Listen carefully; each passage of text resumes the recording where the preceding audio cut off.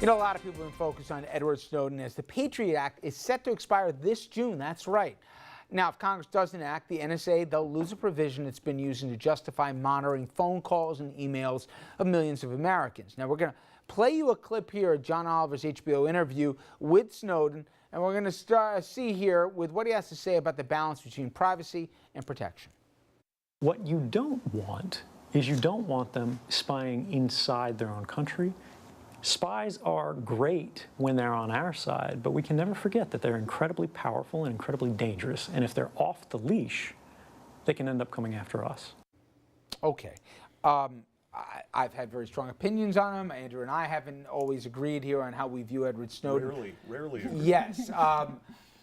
But in any way, he feels, and he says this later on in the interview, that he's been vindicated, Dominic, in some ways, because this has become not only a conversation in the States, but globally, and it didn't end in what he thought was going to maybe be a 3-day story. We're still talking about it. And it will impact even whether or not we choose to renew the Patriot Act. So has he been vindicated? Absolutely not.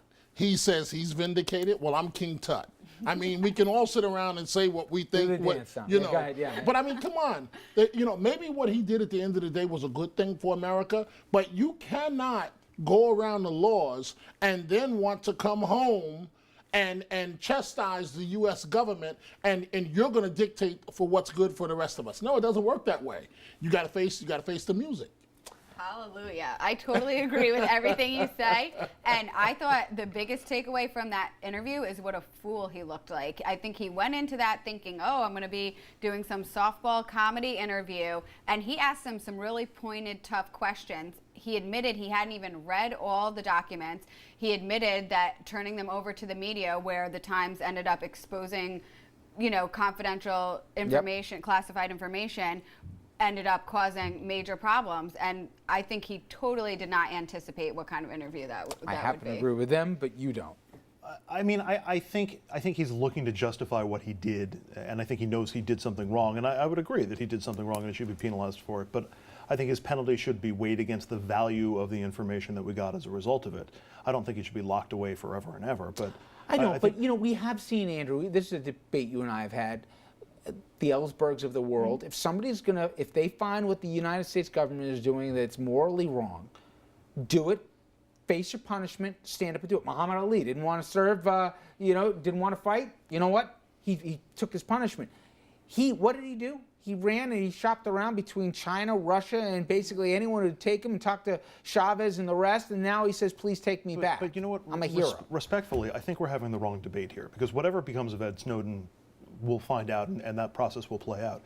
When he first leaked the information, everybody said, well, we need to have this debate about what the role of the NSA is going to be and how much privacy are we willing to sacrifice for security. And we've never had that debate. And with the Patriot Act set to expire, I think in June. I mean, now's the time to have that debate. Do you think we will? And I don't, actually, because I think it's not a hot-button issue for people. People have forgotten about Edward Snowden. They've forgotten about some of the stuff that was revealed.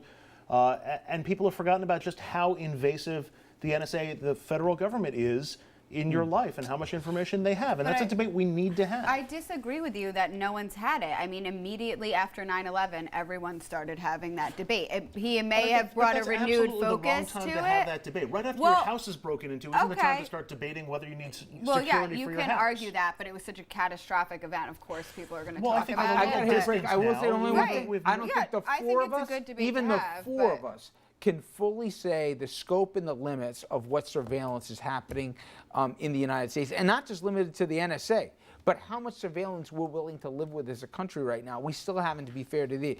However, messengers and message sometimes can't be separated, and for many, Edward Snowden, what he did, is reprehensible, even if he exposed the bigger issue. Okay, when we come back here, I'm going to switch gears, thank my panel first, though. And when we come back, believe it or not, a pivotal role in not only the birth but the sustaining of our country took place in Newburgh, New York. That in the Revolutionary War, where George Washington had his headquarters based and made a speech. Those men will never forget.